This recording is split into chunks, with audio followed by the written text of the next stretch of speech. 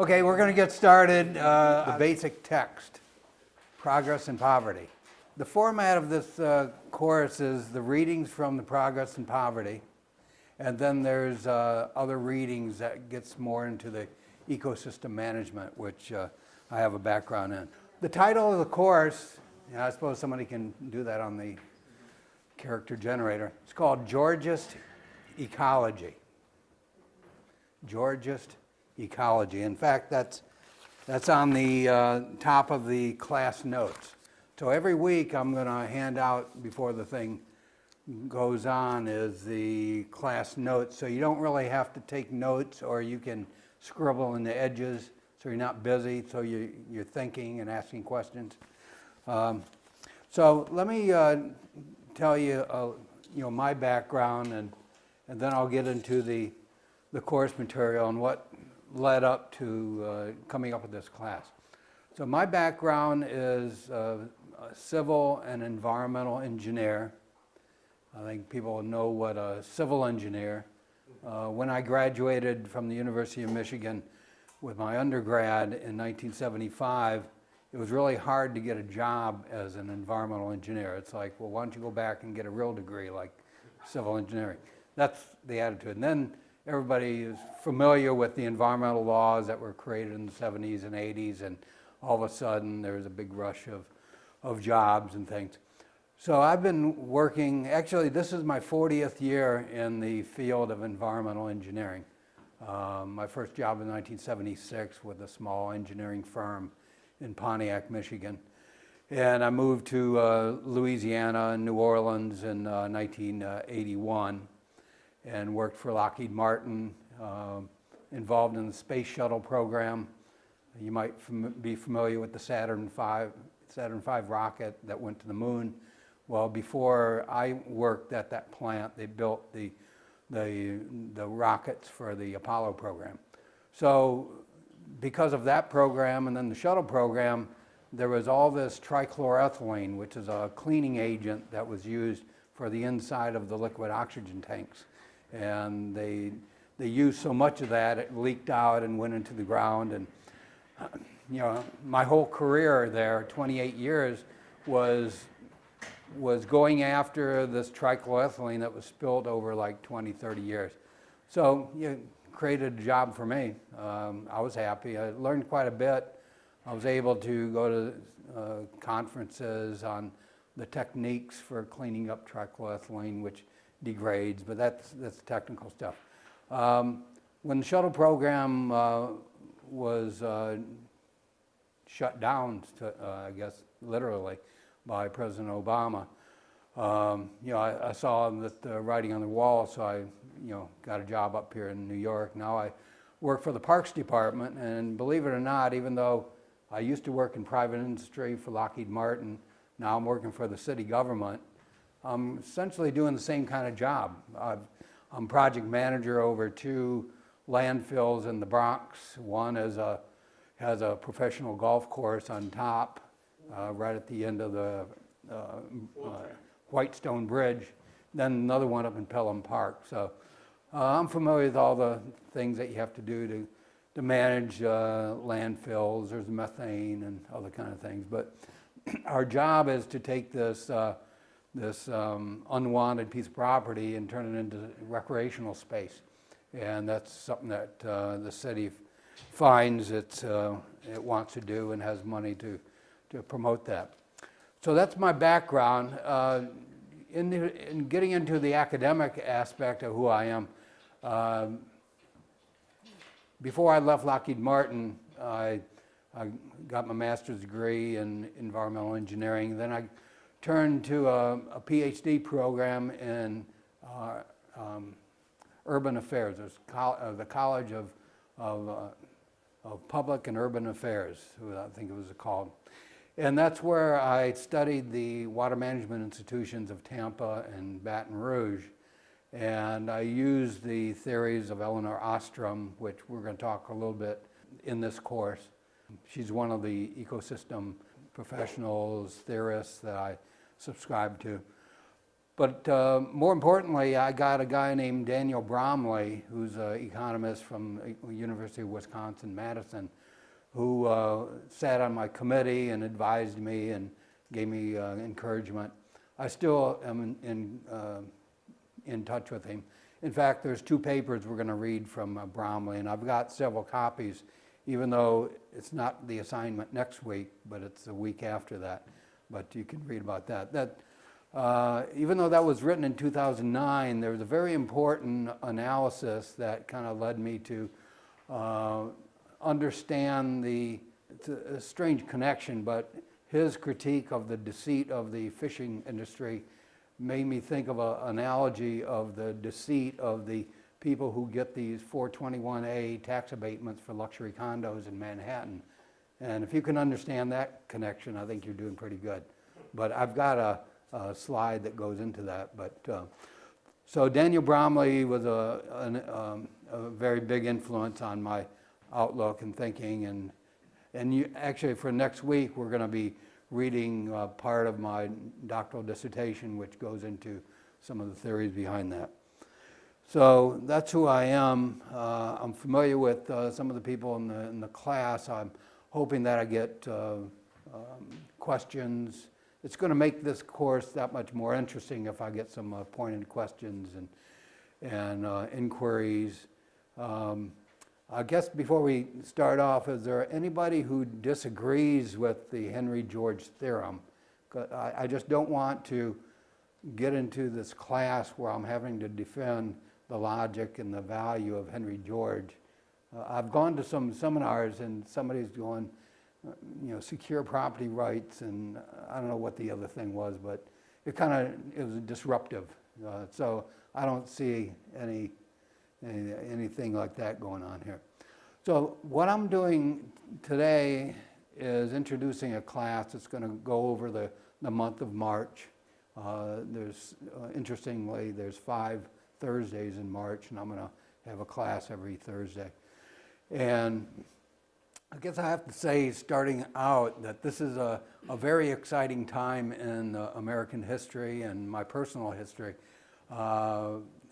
In this package of the class notes, you'll see a flyer for next Thursday, 10:30 in the morning.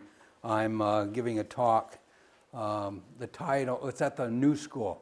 It's called The Next System. I think what they're trying to get at is that the system that we're in is just totally screwed up and we have to go to the next system. And they liked the abstract that I submitted, which was called Flint. Everybody knows what Flint, Michigan's all about, right? Oh, yeah. So Flint dash the infrastructure canary in the governance coal mine. I guess they like that analogy. Mm-hmm. So what I'm saying is that it's the Flint, Michigan, with its contaminated water is kind of like the evidence that, we've got some serious problems here and we need to pay attention to infrastructure. So that's an interesting thing going on. And then on March 21st, I'm going to Albany with a guy named Joshua Vincent. How many people know who Joshua Vincent is? Okay, so Joshua Vincent's the CEO in Philadelphia for the Center for the Study of Economics. And because I'm a civil engineer, I learned that the civil engineers are going to Albany to convince the state legislature that they need money for infrastructure, like bridges and roads and all these kind of things. So we might be able to push some of the ideas that Henry George has on taxing vacant land, which is one of our big programs. So that's a nice combination. So I'm teaching this class, I've got these things going on with me, and tell you more about those kind of things as we go. I guess maybe one last thing that's in the package, you might wonder, well, why is that stuff on the back? There's an organization called ASTM. Anybody know what ASTM stands for? Okay, ASTM it used to be called the American Society of Testing Materials, ASTM. The story is that Andrew Carnegie, this is what I heard, was building railroads and he couldn't get a consistent quality of steel for the rails. and he went to a steel plant and said, here's the recipe, build it my way, and I'll pay you for it. And that became the first ASTM standard. It's like, why do I have to put up with 1,000 different qualities depending on what day of the week it is? He said, do it this way and I'll pay. So it's kind of like you start out this way, it's like a cookbook. So over the years, what's happened is environmental standards have come in, and I've helped write some things on beneficial use of landfills, for example. But I'm starting out an effort for a standard guide on public infrastructure management. It's kind of things I'm going to Albany about, is a guide that would be for mayors and city executives, county managers, maybe governors, where you would identify how much you're spending on infrastructure, the various things for water, sewage, police, education, parks, 14 categories. And then where is the money coming from those things? And we all know that there's not enough money for those things. So if you listed what you're getting the money from, you might get a question from somebody who lives in a town that has a land value tax. And they're doing things, so the people who are short of money, they'd turn to the people who might be doing something different and say, well, maybe I'll do that. And I think this might be a mechanism where we could advance some of our ideas by making a standard that people are using and have a concrete example of the value of land value taxation. So that's the background of who I am, some of my influences. I wanted to lay out my expectations. I think everybody, you carved out enough time to be here today, and I'm anticipating that you're going to be here for the rest of the 5 weeks. So, why not, be the A student and read the materials and challenge yourself. If you can't read everything, then read like one of the handouts, but try to read them all. And what I was hoping is that the students could look at those learning objectives, and maybe between today and next week you could say, yeah, I'd like to differentiate between the colloquial meanings of rent, and economic rent, resource rent, Ricardian rent. Talk about the Western economic outlooks that we'll talk about next week. The role of the urban within the ecological ethic, the deceit within the tragedy of commons, and then the deceit of a U.S. fisheries policy.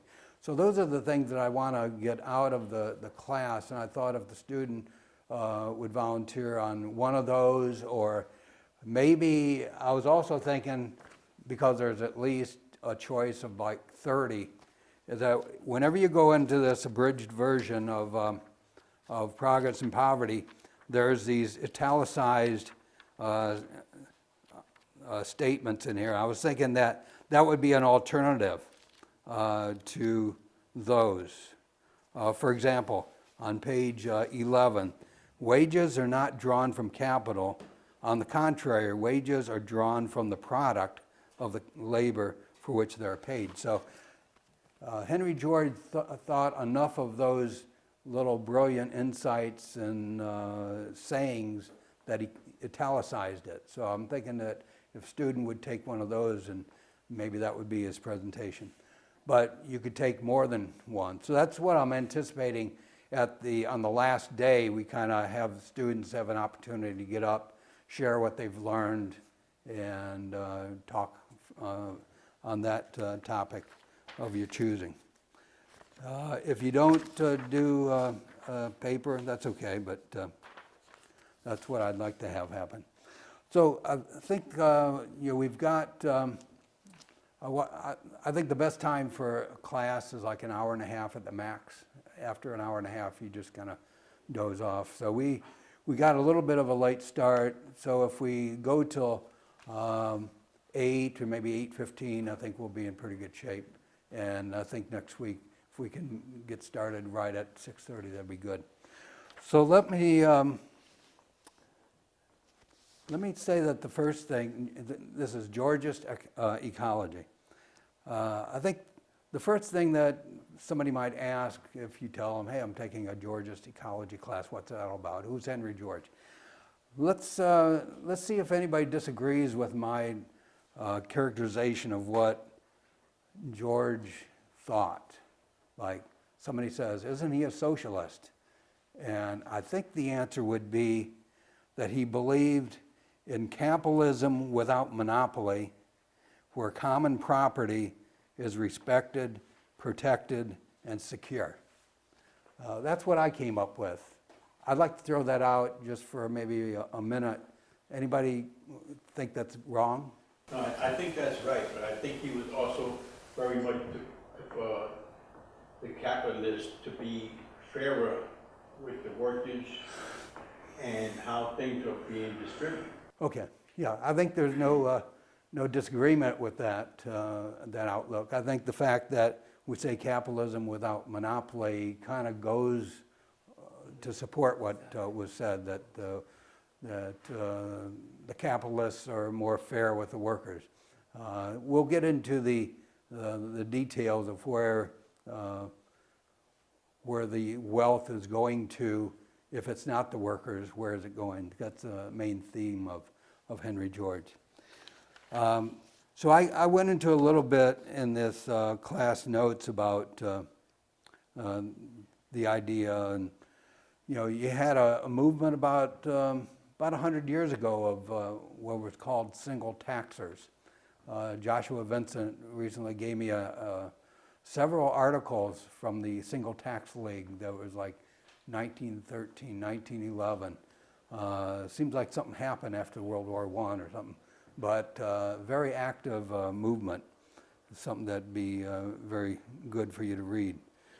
But I thought maybe what I would do so that you get a sense of where I'm going with this, I've got 11 points that I wrote as a introduction to this course. I was thinking I'm going to do this. So back in January, and you can follow as I read this, but I wanted to make sure I get this out.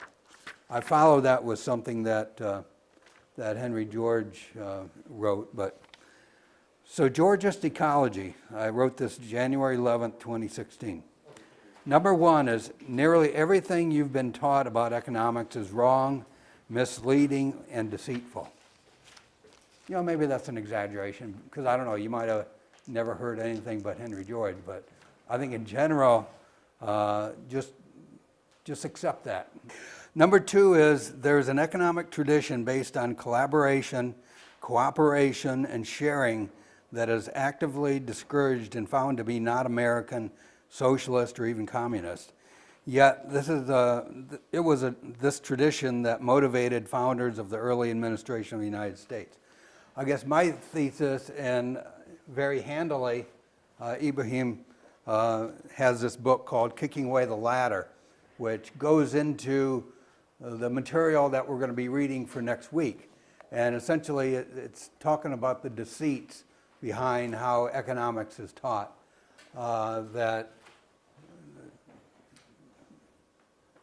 This book goes into is that there's always been this parallel Western economic tradition of two different schools. One was a German school, one was Adam Smith. Adam Smith being more about barter, trade and barter, and this is actually in your handout. So competing economic outlooks. Trade and barter with Smith, essentially looking at free trade. Neoliberalism, the individual. But high rents are associated with this, lower wages, lower interest. It's good for the landowner and speculator, but this other tradition that I'm talking about characterized, Alexander Hamilton had an air of this, Friedrich List for sure in the 19th century. But these are the people in Germany that Benjamin Franklin would talk to. So if you understand the dynamics of the American Revolution and what led up to the Revolution, you had the elder statesman Franklin in Europe and other areas listening to various thoughts. And he's the guy who educated Alexander Hamilton on on banking and such. So what's particular about that tradition is the idea of production and distribution. The paper we're going to talk about next week goes into this idea of, well, where did Germany get this idea for how they run their economy from the 1600s and 1700s? What the story was is that after the 30 Years' War, there in 1648, I think it was devastated. Some towns, some regions had 70% of the population that were wiped out. So the idea was, let's build back our economy through production and trade, get the thing going. It had nothing to do with trade and barter. It's really about getting the basic things back. So that's how their focus is on the community, and you can read about that in the next writing. But the idea that wages are higher, that's good for labor, and higher interest is good for the entrepreneur. And we're going to be getting into that concept. I know that Yanni, a friend of mine in the Georgist movement, always makes this point to people at the left forum, a lot of communists and anarchists.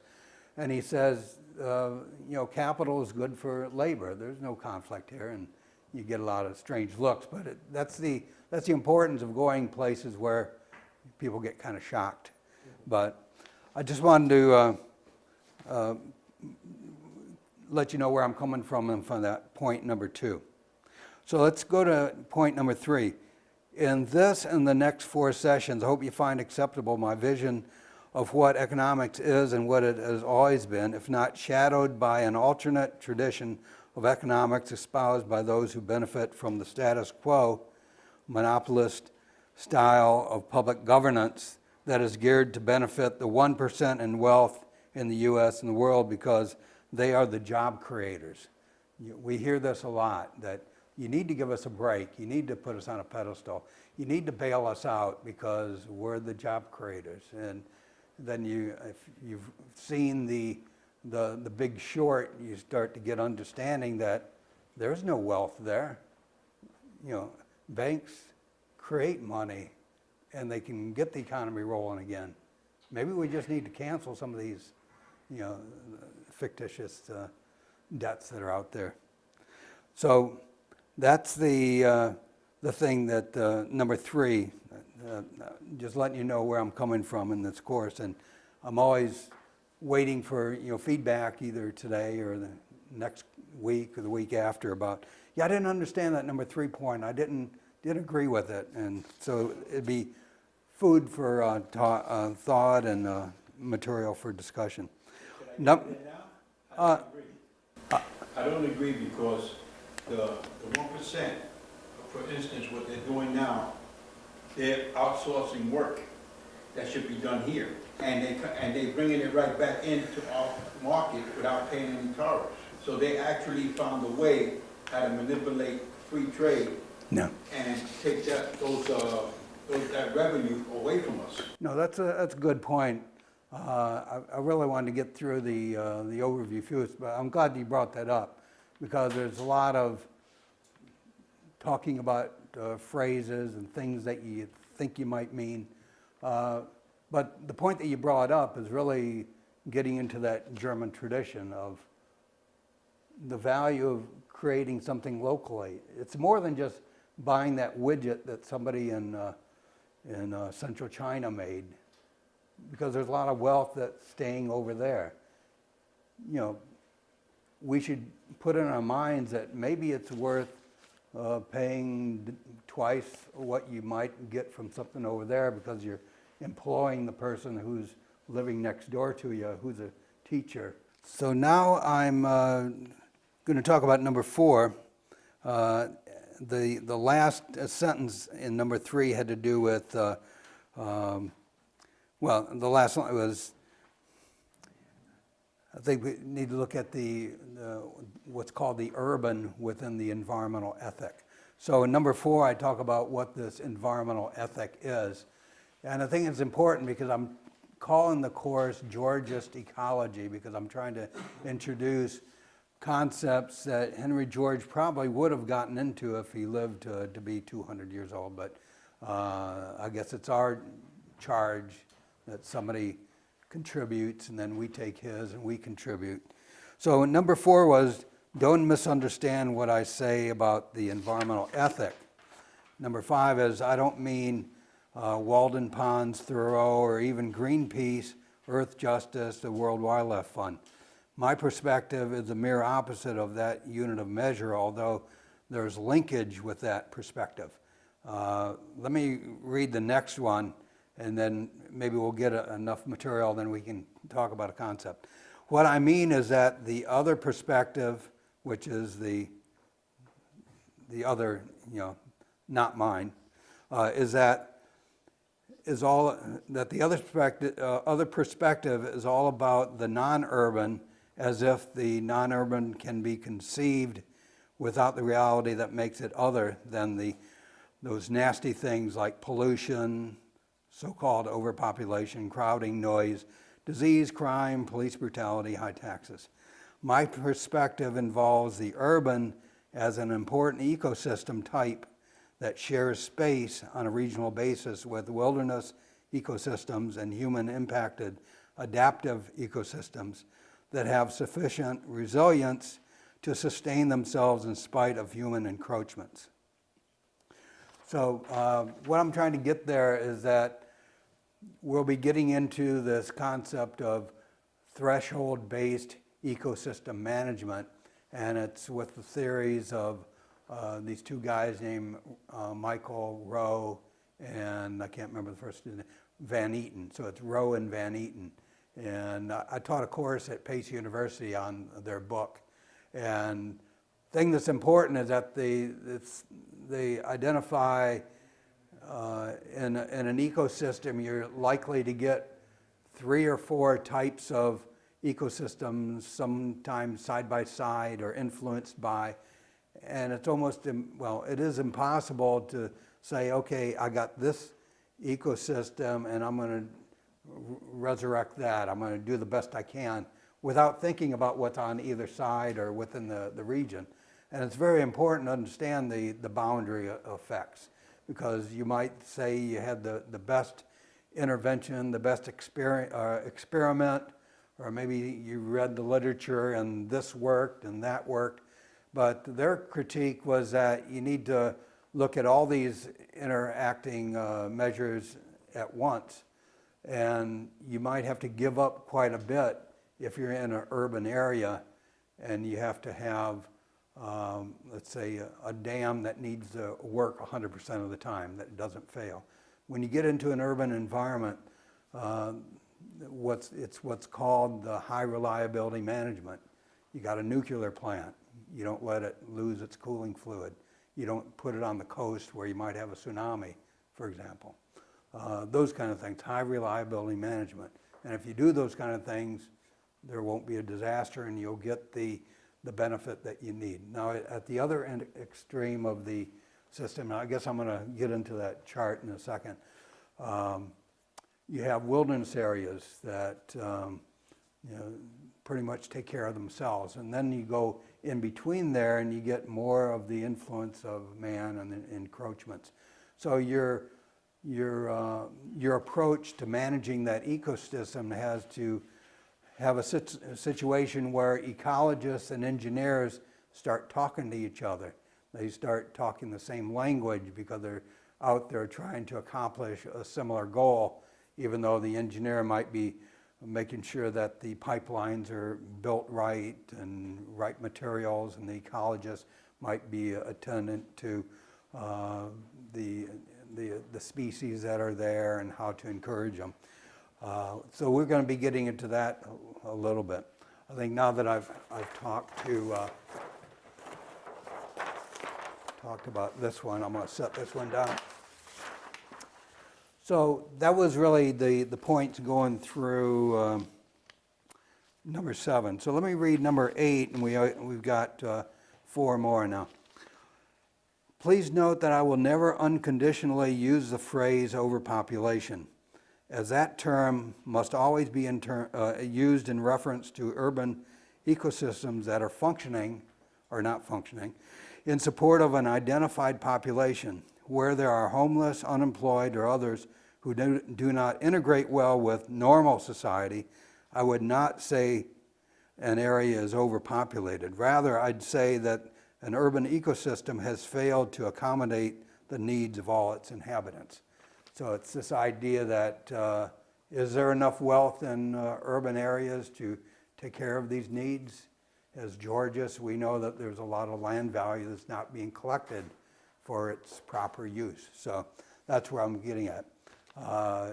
Throughout that book, Henry George gets into the issue of Malthus and that theory. Apparently, late 19th century, that was a big battle to wage. That of course there's overpopulation. You see all these people in the gutter and they're not working, and all those slams against people.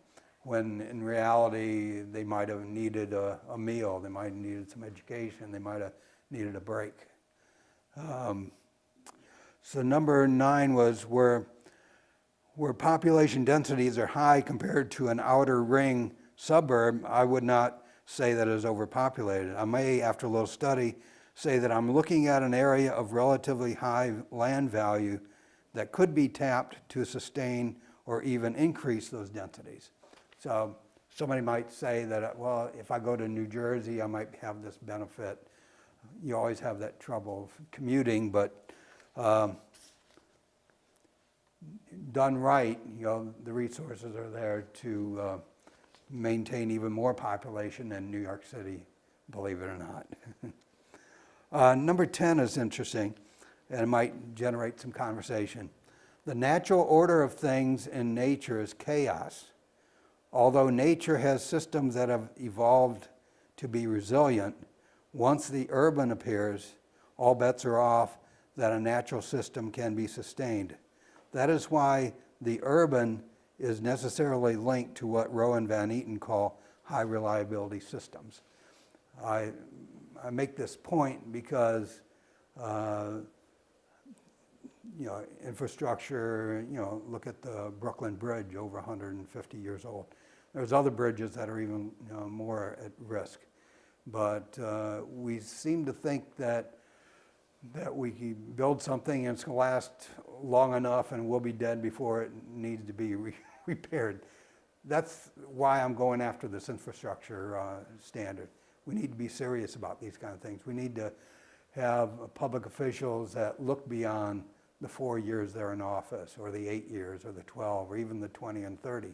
And we need to have this concept that we're building something now, and if we build it right, maybe we shouldn't build it at all. Maybe we should build something else. Maybe, what is it that we really need? Think about what happened with the Pennsylvania train station. I guess they built that thing, and then within, 20 years or so, they tore it down because it didn't fit what the new model was for New York City. So maybe there needed to be a little bit more thought of what we needed at Penn Station. Just think about all the, early in the American history, after the Erie Canal, there was canals dug all over the United States. Then all of a sudden we had railroads, and then the canals weren't needed anymore. I visited Indianapolis, and they still got some of those old canals that were built. So that's what the idea on number 10 was, is that think about the infrastructure that you need, and if you leave it to nature, it's going to degrade. I mean, concrete lasts so long. If you don't build it right, it's going to even last less. So the last one, and then we can get into some of the terminology and some of the concepts I have up here. So number 11 is, there is a confusion among environmentalists, with whom I place myself, regarding what it means to adaptively manage an ecosystem, especially one that shares a boundary with an urban ecosystem. Rowe and Van Eaton say these areas of conflict require case-by-case management where no cookie-cutter approach will work. The confusion is in how to propose a management scheme if those doing the proposing do not also manage the urban boundary and its spillover effects.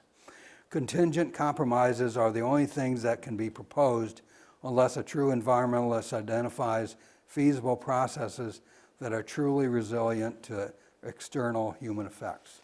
So that was my brainchild back in January of what this course is going to be about. I think it might be right on the mark. But I guess the rest of the class, what I wanted to do is talk about some of the slides I got here and then go over some of the terminology. It was very timely that we heard a comment from the class here about somewhere in the economic textbooks there's no land. I think what you're going to get out of this class, if nothing else, is that there might have been an intentional leaving that out, because it's kind of like the key to the Georgist theorem, that if you take Georgist theorem to the logical extent, it does away with a lot of the theories that are out there now being used. And I would have to say that the 2008 economic collapse may not have, well, if we had people in the wings to say, look, we told you it was going to fail, and it failed, so no, let's do this.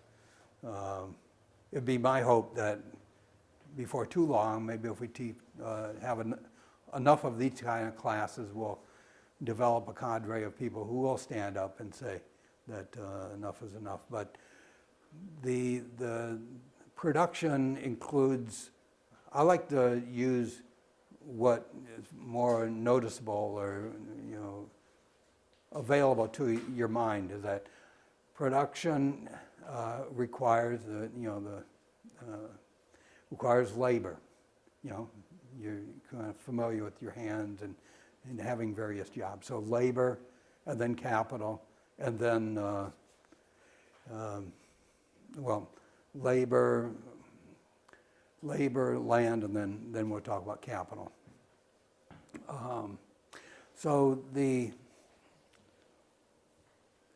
When I was reading the abridged version of Progress and Poverty, I read the original version, and I was warned that this one isn't true to Henry George, but I would have to say that at least this abridged version is true to Henry George. I got a lot out of it. But the thing that I didn't get prior to reading this, preparing for this course, is exactly what he was talking about in terms of where wages come from.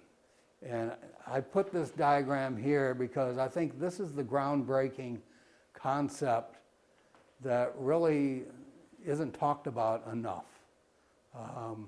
I think typically when Henry George is taught, we talk about the margin of production and how we can have better and better land that produces a surplus, and that extra is what could be collected in rent and should be going back to society. But I think this is probably the more profound relationship that Henry George gets into, because once you understand this is the revolutionary thought that I guess why Samuelson left land out of the textbook, because if you understand this, it's like, why are we doing it any other way? Before I get onto this. Yeah, could you explain that? Yeah, I'm going to explain this right now. So I came up with this, it's called The Origin of Wages. It's in your handout. And I'm thinking that it really goes into what it means to be a slave and a citizen. So I got yesterday, today, and tomorrow. And you remember where Henry George is saying that wages aren't advanced from capital, and this is accumulated wealth. Rather, wages come from the future wealth that's created by labor's input and, in a sense, forwarded. So if you think about it, in a slave economy, I don't know, that maybe they sold a bunch of cotton and they've got a lot of wealth sitting around. So there's one concept of, okay, we can take the wealth that we've accumulated, whether we stole it, sold drugs, had bordellos, or however they got this wealth, and they're just going to pay out a little pittance for this worker to pick the cotton or whatever. But as a citizen, think about the difference. We got a society organized around, let's produce stuff that we want. And the value that labor is putting into that thing that we want is forwarded to today. And then you start thinking about, well, what if we, I don't know, how many people saw the Big Short? Okay, in the Big Short, you might remember Selena Gomez and then the economists sitting around the table explaining what a collateralized debt obligation was. And it was just bets on somebody's bet, and then it goes viral. And it all started out where it was like mortgages, and then they bundled mortgages. So it started out as a real physical thing, but then it turned out to be an income stream on mortgage being paid off. And so at some point, there was a disconnect between that essentially was this debt obligation. It just went viral, and you think, well, where is that wealth in this diagram? Well, I was thinking about how that whole thing happened, and at some point, it's not real wealth. It was just like gambling bets, and people would trade these, and it's no different than the tulip bubble in the 1600s or whenever that was in the Dutch, where people had anticipation. They climbed up on this tower, and it kind of crumbled. But what Henry George is getting at is that these are all consciously and communally decided, if you think about it, because he's talking about land being community. He called it common property. And when you think about common property, that's stuff that everybody owns, and you might possess the land that you're standing on it, but the value is commonly owned. If you read the book carefully, he's saying, you know, all land should be communally owned and a different type of arrangement. He says it's not a practical thing you can do now, but what you can do is have an appropriate way of collecting the revenue from the land value. And that's essentially where we're coming from. We're not talking about confiscating any land. But is there any disagreement about the way that I presented this as a key factor of understanding Henry George? Is this a true representation of what Henry George believed? You're saying forwarded, but it's really backwarded. Yeah, it's kind of, these are my words. Yeah. But this is what Henry George was talking about. It was that capital is not advanced for labor. You could convince a lot of people that this is how the world works, and that's what people will say in the textbook. That's the way it works. Then you say, yeah, but what about land and the factors of where we might get the revenue for producing this wealth?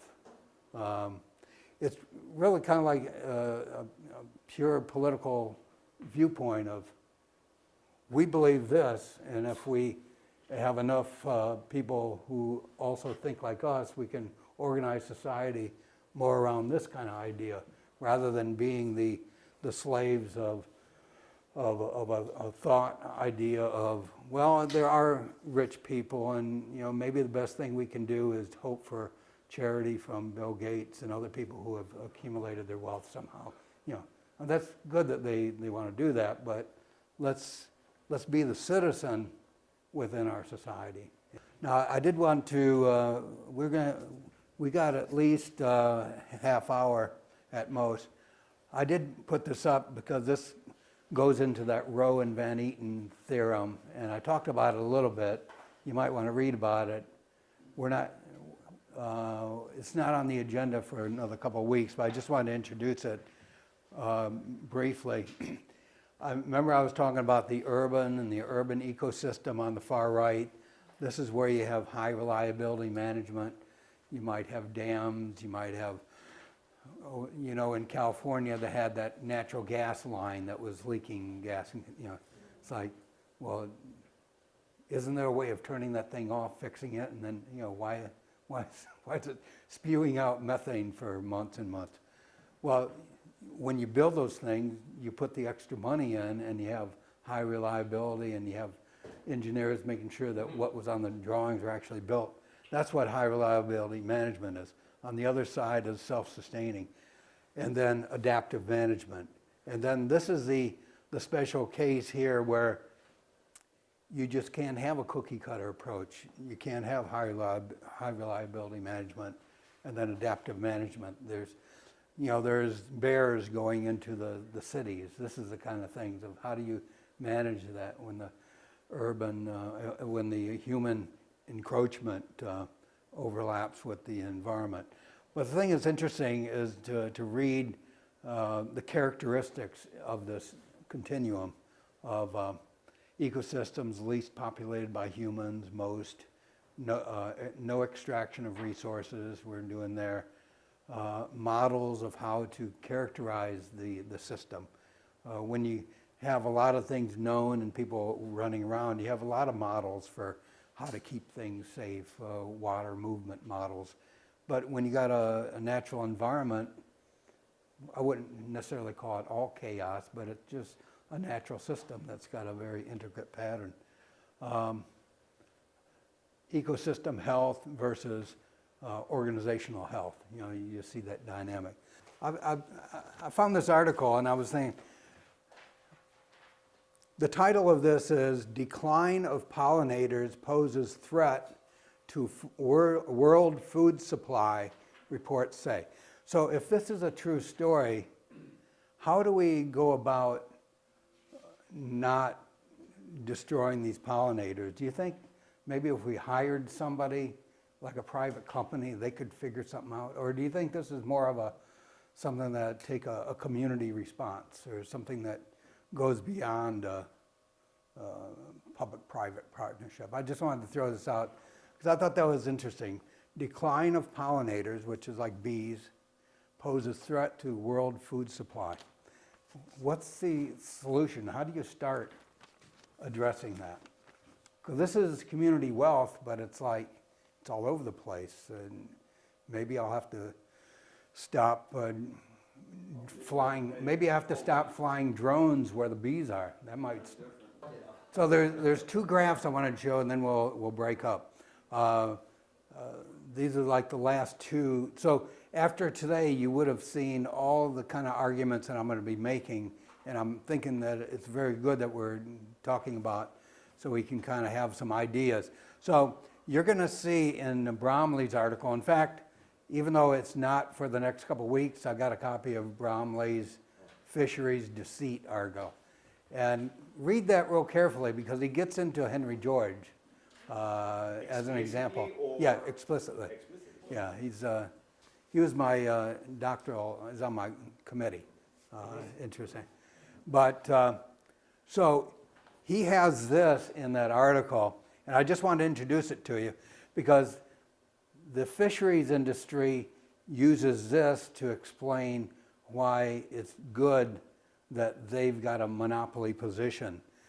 It's a very strange argument, and Bromley does a very good job in there of trashing their notions of, you know, the fishing industry are saying, you know, these small fries that try to come out there and compete with us, they'd be better off being teachers and firemen or something, which is kind of interesting. Now this curve here is revenue of fishing, and this, when you're on this line, and this is the fishing effort, when you're on this line, it means that you're making enough to be productive. You can keep your boat in good shape. You can bring money home to the wife and the kids and put people in college and things like this. And this is the cost of your effort. So you can see that there's this relationship where you can fish and fish and fish and fish, but there's less rent being generated.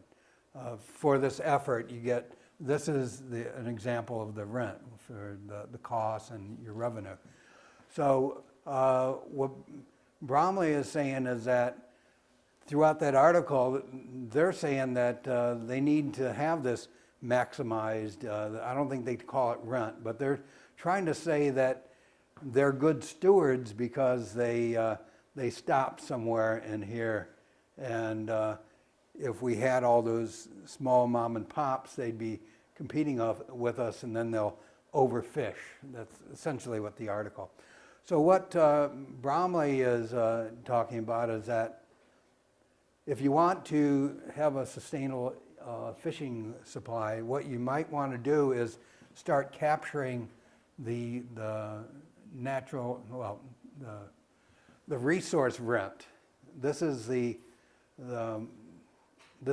amount of money that's coming out of the fishery that he's big on having fisheries where people come to the dock with all their fish and they pay based on what they caught, rather than this license to have an individual quota that nobody really is checking.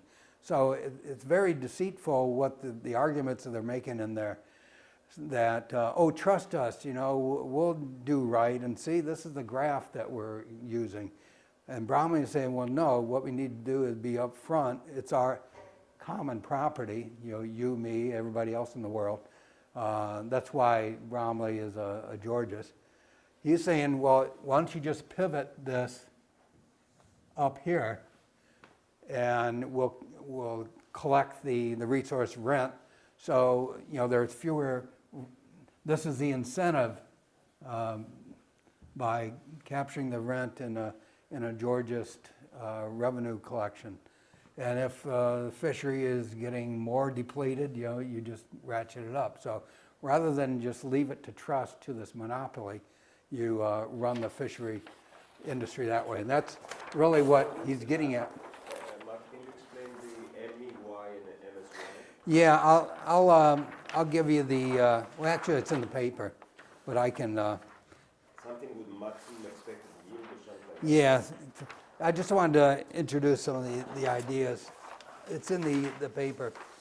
Now this is a lot more complicated, but I used what we just talked about to have an example of how do we get affordable housing in New York City? We don't. Yeah. So you still got this rental income. So instead of fishing, you've got the rental income, and then you got the cost. Down here, you got the ratio of total residential floor area to affordable housing floor area. So it's kind of like, do we really need more luxury apartments? What I understand is that if they didn't get the 421A tax abatement, they couldn't build. So why are we giving an incentive for something that we don't need?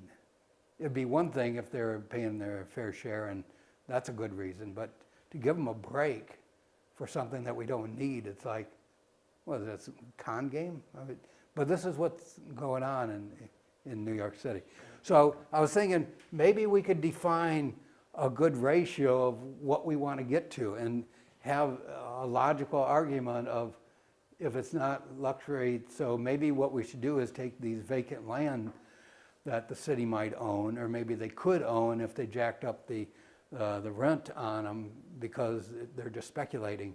And maybe that's where the affordable housing goes, and it's 100% affordable, and we just, you know, bypass all this crazy argument. The question comes in, Mark, affordable for who? That's the Yeah. question. Someone should ask Mr. de Blasio. Yeah. I think the way to get by with that, how to get the incentive to help, is by partially, you know, giving out maybe, say, 25 dwellings from the 150 that's going to be built to affordable housing. You know, that's how they're accommodating now. Yeah. Some of the buildings are getting built that way to allow some tenants to move in on affordable housing, and then the rest to be built for, you know, luxury or whatever, and they get. Yeah, that's the way it's yeah, that's the way it's going now, but it's like you build 500 and you get 20 affordable. So if your goal is to get 200,000 affordable units, you'd be going on till, 20,010. If we wanted to make them the size of the bathroom Yeah, and charge yeah. $2,000 a month for it. Yeah, so there has, so I thought that there might be a good comparison with the deceit of the fishery industry with the deceit of the developers. The first thing you need to cut off is that 421A abatement. It's like, I just don't understand the logical argument for it. It's like, we give somebody a break for something we don't need. Like, No, we think we need affordable housing, and that's why we give that tax abatement to the developers to develop yeah. and supply a portion of it Yeah. as. But we don't need to do that if we've got vacant land that the city might own that they could. But city would They- still need to develop. Yeah, so they would get they'd get the tax revenue by charging more for the vacant land around the city, which I understand you can get about $1 billion. So if you spent $1 billion a year on 100% affordable housing, you might even put people in there that maybe expect to pay $50,000 for a house. I don't know. You get a lot more than this piecemeal thing that we're getting now through what Yanni was just talking about, is give people a break and then they'll give us 20 units.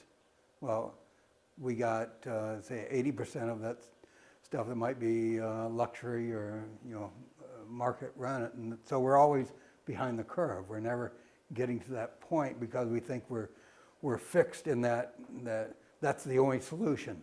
And I'm saying that maybe we need to assess what do we have right now? Where do we need to go? What are some of the avenues of getting what we need? Next time, tell me the kind of topic you want to talk about on the last day.